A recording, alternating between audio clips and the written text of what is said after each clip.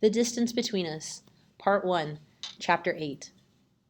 4 years after Papi left for the United States and 2 years after Mommy left, the construction of our house finally began. Which could only mean one thing: my parents would soon be back. Papi had told us about his dream house in the letters he had sent to Mommy from El Otro Lado.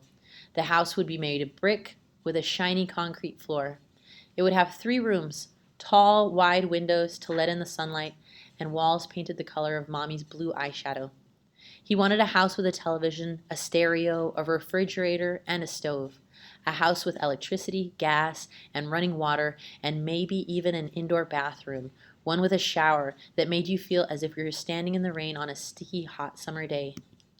My grandfather had given my father a piece of her property. My grandmother had given my father a piece of her property, so our house was going to be built next to hers.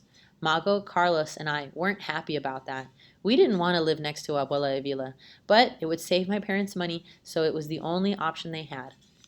Workers came early one morning to tear down the outhouse and the shack in which I'd been born. I stood there watching, feeling sad that my little shack was being destroyed. Mago put an arm around me and said, "Just think about what is going to be built right there on that spot." The workers returned the next day, and the day after, and the day after, and began to lay the foundation, and after that, the walls. As soon as school let out, Mago, Carlos, and I ran down the hill to help. Carlos worked especially hard. He was quick and steady with the bricks and the buckets of mortar.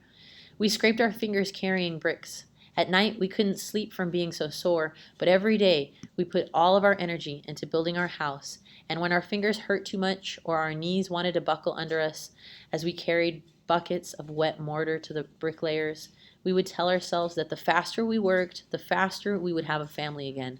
That thought gave us strength. But it wasn't long before the workers stopped coming. By the time February came to an end and Carlos turned 9, the workers were nowhere in sight. Abuela Avila said, "Your parents have no more money, so the house has to wait." We stood by the door every morning before going to school, hoping to see the truck that brought the construction workers coming down the dirt road. Then we headed to school, where all we did was look out the window and sigh the hours away, leaning our sorrow on our elbows. By the end of the week, Mago stopped looking down the dirt road.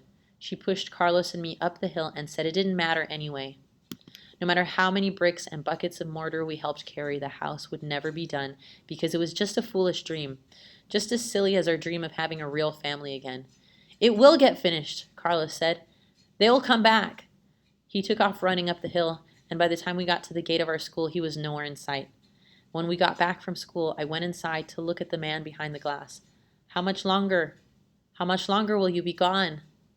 As always, there was no answer.